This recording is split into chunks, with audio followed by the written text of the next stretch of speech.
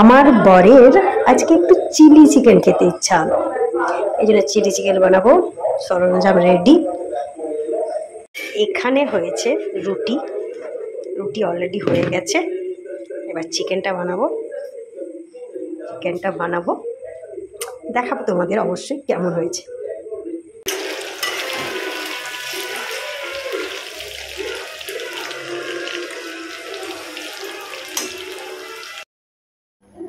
ওখানে চিকেনটা ভাজা হচ্ছে আর আমি একটু এই সময় একটু ঢং করে নিলাম।